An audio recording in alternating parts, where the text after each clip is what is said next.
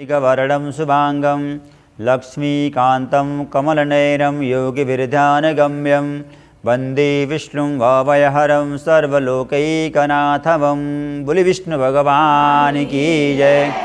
तो आज एकादशी है, आज बड़ी एकादशी है। प्रत्येक महीने में 2 बार एकादशी आती है, एक कृष्ण पक्ष में, एक शुक्ल पक्ष में। तो प्रत्येक एकादशियों का अपना अपना महत्व है। शुद्धम एकादशी व्रतम, व्रतों में श्रेष्ठ एकादशी का व्रत है। और व्रत करें न करें, लेकिन एकादशी का व्रत करते हैं लगातार तो उसके सारे पुण्य प्राप्त हो जाते हैं। इसलिए प्रत्येक मनुष्य को एकादशी का व्रत करना चाहिए। एकादशी के दिन भगवान का जो पूजन करते हैं, तुलसी जी के साथ उनका पूजन करते हैं, उनको अनंत गुण पुण्य प्राप्त होता है। आज की एकादशी का नाम है प्रबोधिनी एकादशी। प्रबोधन माने जगना होता है, उठना होता है। तो ऐसे हमारी मान्यता है कि आषाढ़ शुक्ल की एकादशी में भगवान शयन करते हैं, फिर मतलब कार्तिक वाले में उठते हैं, ऐसा हमारा शास्त्र कहता है। तो भगवान एक रूप में शयन करते हैं, दूसरे रूप में जगे रहते हैं। अगर भगवान सो गए तो सृष्टि सो जाएगी फिर, है ना। तो भगवान के अनेक रूप होते हैं, उनकी लीला है। तो आज के दिन भगवान जगते हैं, उनके साथ विवाह होता है। विवाह यानी गठबंधन करना, उसके साथ संबंध जोड़ना, उसी को विवाह बोलते हैं। हमने उनको साथ संबंध जोड़ना, हम उनके साथ संबंध जोड़ें, अपना विवाह उनके साथ कर लें, अपना सर्वस्व उनको माने, यही विवाह है। कहते हैं ना, तुमेव माता से पिता तुमेव, हाँ, तुम मेरे पिता हो, तुम मेरे माँ हो, तुम मेरे भाई हो, बहन हो, हैं। इनमें से कोई भी संबंध को पक्का कर लो, ऐसे कहने से काम चलेगा नहीं। एक के साथ मतलब चाहे उसको पिता मान लो, चाहे माँ मान लो, चाहे भाई मान लो, चाहे बहन मान, कुछ भी एक संबंध पक्का कर लो, है ना। जब एक संबंध पक्का हो जाता है तो और संबंध अपने आप जुड़ जाते हैं। किसी लड़की की शादी होती तो एक की शादी होती है, एक ही साथ उसके फेरे होते हैं, और जिसके साथ फेरे हुए उसके बाप भी है, माँ भी है। तो एक के साथ फेरे होते ही, विवाह होते ही सबके साथ संबंध जुड़ गया। किसी के साथ सास हो गई, किसी के सास के साथ हो गया, ससुर जी के साथ हो गया, देवर हो गया, जेठ हो गया, ननद हो गई। तो एक के साथ संबंध जुड़ने से औरों के साथ संबंध जुड़ जाते हैं। तो भगवान को चाहे पिता मानो, माँ मानो, लेकिन एक मानो, बस एक मानो, तब आगे संबंध होगा। तो आज के दिन भगवान शालिग्राम जी के साथ विवाह करने का, उनका संबंध करने का बड़ा महत्व है। और जो इसको करते हैं उनको 1000 गौदान करने का पुण्य प्राप्त होता है। 1000 गौदान करने का जो पुण्य प्राप्त है, वो भगवान शालिग्राम जी के साथ तुलसी जी का पूजन करने का महत्व है। इसलिए नित्य पूजा किया जाता है। तुलसी का जन्म देवी भागवत के अनुसार एक राजा के घर में हुआ था। एक राजा के घर में उनका जन्म हुआ। लक्ष्मी जी ही अवतार हैं, तुलसी जी।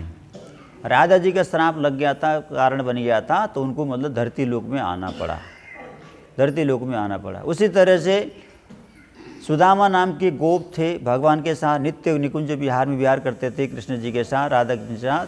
तो कुछ उनके अंदर तामसिक तमोगुण आ गया और राजा जी ने कहा कि तुम धरती लोक में जाओ।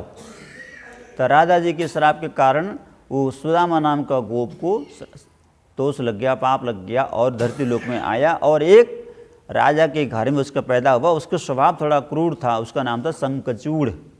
शंखचूड़ उसका नाम हुआ। और इधर तुलसी जी का उसके साथ विवाह होता है। अब उसके पास ये शक्ति, भगवान की शक्ति थी कि किसी से वो जीता नहीं जाता था। असुर तो असुर होते हैं, तो उनके साथ शक्ति ज़्यादा थी। तो सारे देवता लोग भगवान के पास गए, प्रभु आपने ऐसा आशीर्वाद दे रखा है कि वो तो परास्त होता ही नहीं है, और जब तक वो परास्त नहीं होगा तब तक हमारा जीना हराम। कुछ लोग ऐसे होते हैं ना। तो अब उन्होंने, भगवान ने कहा कि इनके पास मतलब जो है कृष्ण का कवच है, कवच, जब तक वो कवच रहेगा तब तक इसको परास्त नहीं कर सकते। तो भगवान शंकर के पास सब लोग गए। विष्णु भगवान एक नकली रूप बना करके वृंदा के पास जाते हैं और उसका सिद्ध भंग होता है। तभी भगवान शंकर शंखचूड़ को संहार कर देते हैं। तो तब से जब उसको पता लगा वृंदा को, तुलसी को, तो कहा कि तुम कठोर हो, तुमने मेरे साथ छल किया है, धोखा किया है। यद्यपि वो भगवान को पति रूप में मानती थी, लेकिन भगवान दूसरे रूप में आए, वो रूप बदल के आए। फिर भी मतलब मर्यादा भंग होने से भगवान को श्राप दिया कि तुम पत्थर दिल के हो, पत्थर हो जाओ। भगवान ने कहा मैं तो कुछ भी बनने को तैयार हूँ, कुछ बनाए तो सही। भक्त लोग जैसा बनाते हैं भगवान वैसे बन जाते हैं। भक्तों के हाथ में है ना भगवान क्या बनते हैं। तो भगवान ने कहा तुम जैसा बनाना चाहते हो बना लो, मैं तो तुम्हारे साथ रह गया। तो भगवान पत्थर बनने को तैयार हो गए। वही पत्थर है शालिग्राम जी। बोलो शालिग्राम भगवान की जय। जब अब वो तुलसी वृंदा जो है पौधे के रूप में हुई और भगवान ने कहा कि तुम्हारे साथ मेरे साथ नित्य संबंध है, इसलिए सारे फूल भगवान के ऊपर चढ़ाए वो उतार दिए जाते हैं, लेकिन तुलसी जी को बनाए रखते हैं। शालिग्राम जी के ऊपर तुलसी चढ़ी रहती है नित्य। और इस शास्त्र में लिखा है कि जो भगवान के ऊपर से तुलसी हटाते हैं, फेंकते हैं इधर उधर, उनको पाप लगता है। इसलिए तुलसी को हटा करके भगवान को स्नान करा करके फिर चढ़ा के रखना होता है। तुलसी के साथ नित्य उनका संबंध है। और तुलसी ऐसा पौधा है कि हमारे जिसके घर में भी रहेगा उसके घर के वातावरण शुद्ध होगा, उसके घर के वातावरण में कोई दूषित पदार्थ नहीं आएगा, कोई भूत प्रेत इत्यादि टोना टोटका कुछ नहीं होगा। जिसके घर में तुलसी रहती है और जिसके घर में नहीं रहती है फिर वो सबको हो जाएगा। इतना शक्ति इसमें रहती है। इसलिए तुलसी को अपने घर में रोज लगाते रहना चाहिए, पूजा करते रहना चाहिए। और तुलसी की नित्य स्तुति करते हैं भगवान के साथ। जितने भी भगवान के अवतार हैं, जितने भी भोग हैं, वो भोग में तुलसी का पत्ता होना चाहिए, तब जाके भगवान भोग ग्रहण करते हैं। बिना तुलसी का भगवान भोग ग्रहण करते हैं। चाहे 56 व्यंजन लगाओ, 54 व्यंजन लगाओ, लेकिन तुलसी का अगर पत्ता नहीं है तो भगवान उसको स्वीकार नहीं करते। इसलिए नित्य तुलसी अपने पूजा स्थान में भी कलश रखते हैं, जल का पात्र रखते हैं, शंख रखते हैं, शंख रख करके उसमें तुलसी रखे रहना होता है।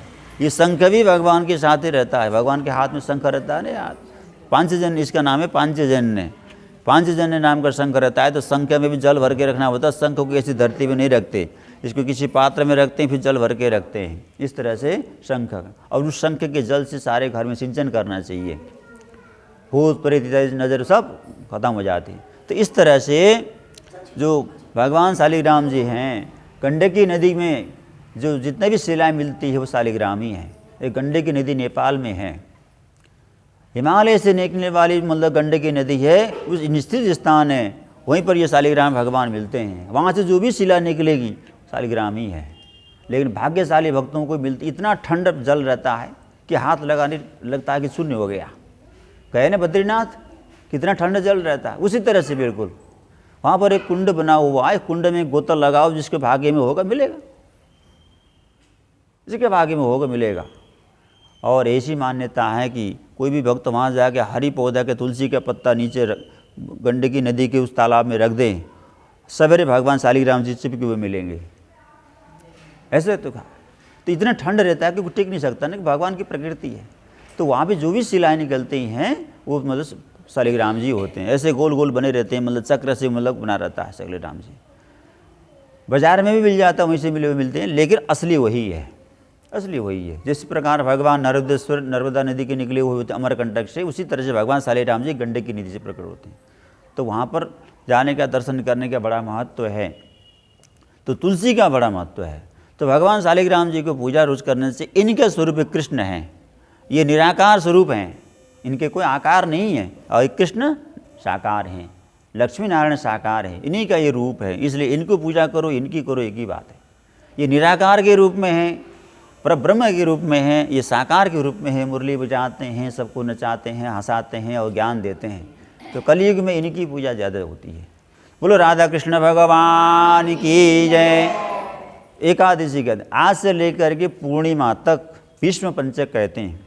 5 दिन के जो भीष्म पंचक हैं, इन कार्तिक महीने में जिन्होंने स्नान नहीं कर पाए, पूजा नहीं कर पाए किसी वजह से, तो इन 5 दिन लगातार अपने घर में दीप जलाते रहें। तुलसी के पौधे के बगल में दीप जलाते, बिल्कुल जड़ में नहीं जलाना है, नहीं तो फिर उनको लग जाएगा। जैसे हमें तकलीफ होती है उसी तरह से उनको भी तकलीफ होता है।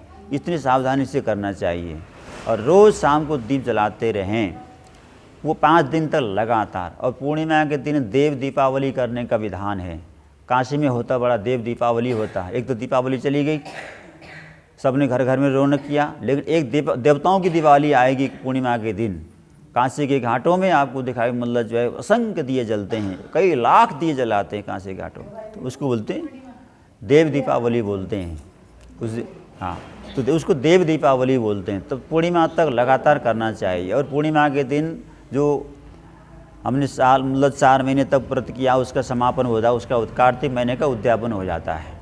उस दिन भी उद्यापन करते हैं कार्तिक महीने का, जो मतलब जिन्होंने नियम ले रखा है कि कार्तिक महीने में ये करूँगा, ये उनका उद्यापन हो जाता है। तो इस तरह से इस कार्तिक महीने में भगवान की पूजा बड़ी पुण्यदायी मानी जाती है।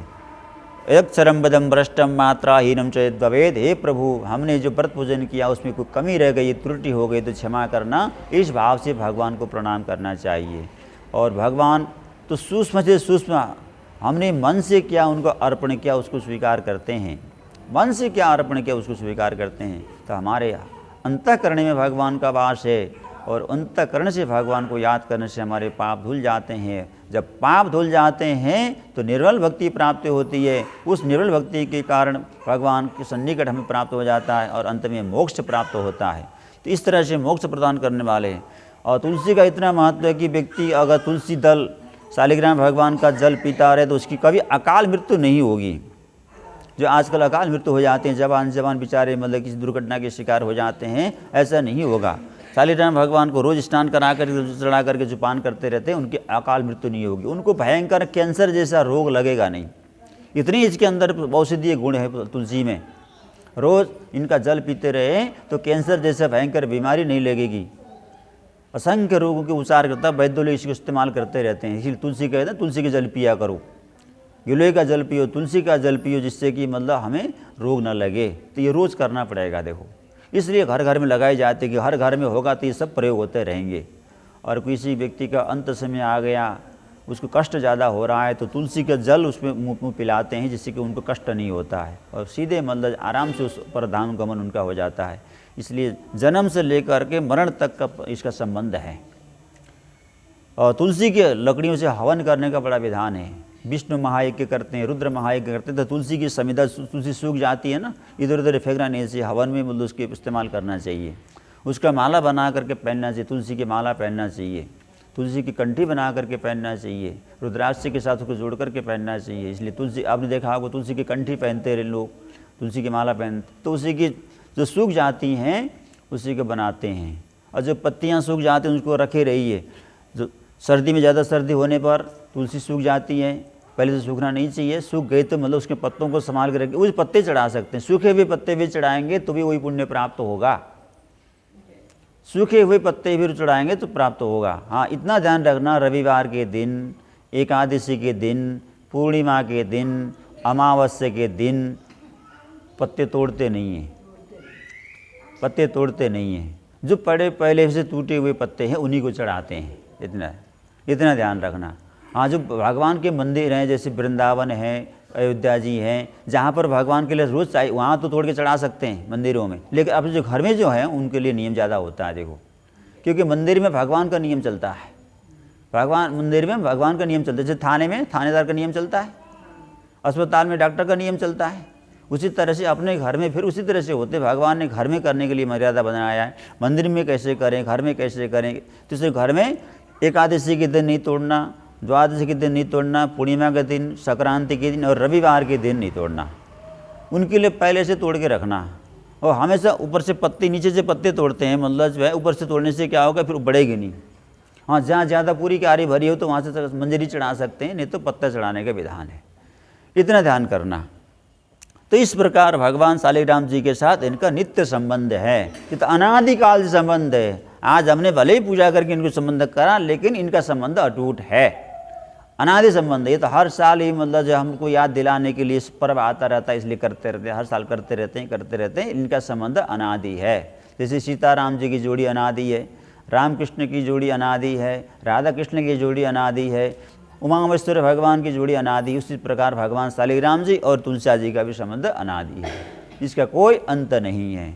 तो इस प्रकार देवी भागवत में, पद्म पुराण में, स्कंद पुराण में तुलसी जी की बड़ी महिमा गाई गई है, बड़ी महिमा गाई है। ये चिन्वंत तुलसा तुम ते पावन, जो हाथ तुलसी की पूजा करते हैं वो हाथ धन्य हैं। वो हाथ का महत्व वही है जो शुभ काम के लिए आगे बढ़ें। इन पैरों का महत्व वही है जो मंदिर में दर्शन करने के लिए जाते रहें। इन कानों का महत्व वही है जब भगवान की कथा को सुनते रहें। इन आँखों का महत्व तब है जब हम भगवान का श्रृंगार का दर्शन करते हैं। तो इस तरह से प्रत्येक अंग हमारे भगवान के लिए होना चाहिए। हाथों से पूजा करना, दान करना, पैरों से तीर्थ यात्रा करना, मंदिर की परिक्रमा करना, कान से कथा सुनना, नाक से भगवान की सड़ों में चढ़ी हुई पुष्प का सुगंध ग्रहण करना, आँखों से दर्शन करना, यही सार्थकता है, यही पूजा है। प्रत्येक इंद्रिय से भगवान का दर्शन करना, सुगंध लेना, यही भगवान की पूजा है। बोलिए भक्तवत्सल भगवान की जय। अब भगवान की मंगलमय आरती करते हैं, फिर प्रसाद वितरण होगा।